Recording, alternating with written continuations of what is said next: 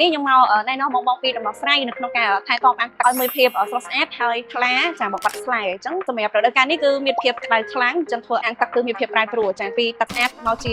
វាងកខ្វក់អីអញ្ចឹងទៅឡើងស្លែខ្លាំងរាងខៀវអីអញ្ចឹងណាមើលទៅមានភាពអត់ស្រស់ស្អាតទេអញ្ចឹងខ្ញុំសូមណែនាំបងពីដំណោះស្រាយក៏ដូចជាការថែទាំជូនបងផងដែរអញ្ចឹងដំណោះស្រាយខ្ញុំចង់ណែនាំបងខាងលើហ្នឹងគឺសម្រាប់អាំងទឹកដែលគាត់ប្រើម៉ាស៊ីនខ្លនដែលយើងហៅថាអាំងទឹកប្រៃអញ្ចឹងមានដំណោះស្រាយ3ជូនបងចាទី1បងប្រើប្រាស់ប្រចាំថ្ងៃនេះបងកំណត់លេខពី60ទៅ70អីចឹងណាបងអាចបន្ថែមពី80ទៅ90អីចឹងទៅដើម្បីឲ្យវាផលិតខ្លបានច្រើនហើយជួយកាត់ស្លែនៅក្នុងអាំងទឹកបានច្រើនមានភាពស្រស់ស្អាតឡើងវិញដំណោះស្រាយទី2ខ្ញុំចង់ឲ្យបងបន្ថែមម៉ោងនៃការចម្រោះណានៅក្នុងហ្នឹងក៏យើងមានកំណត់ដែរអញ្ចឹងបងជាធម្មតាបងអាចប្រើពីចន្លោះ5ទៅ6អីចឹងណាក្នុងការចម្រោះអញ្ចឹងបងអាចបន្ថែម8ទៅ12ម៉ោងអីចឹងទៅក៏វាអាចជួយសម្រួលបានច្រើនដែរធ្វើឲ្យក្លូរ៉េតរបស់វាកាន់តែលឿនហើយផលិតផលបានច្រើនហើយបើសិនជាបងអនុវត្តពីចំណុចនេះហើយនៅតែមានភាពមិនស្អាតដូចជាមើលទៅមិនសូវស្រស់ថ្លាអីបងអាចថែម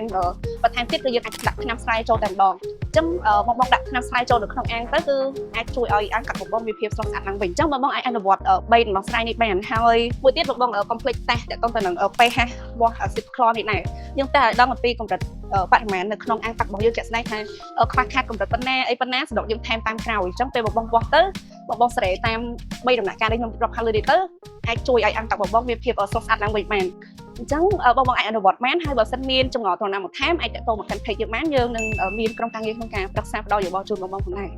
ហើយបើសិនជាបងត្រូវការតទៅទៅនឹងសម្ភារៈអាំងទឹកអាចតទៅមកកាន់ឃ្លាំងអាំងទឹក6អាំងបានណាយើងក៏មាន promotion ច្រើនដែរវីដេអូនេះគឺមានតែប៉ុណ្្នឹងទេជួបគ្នានៅវីដេអូក្រោយបាយបាយ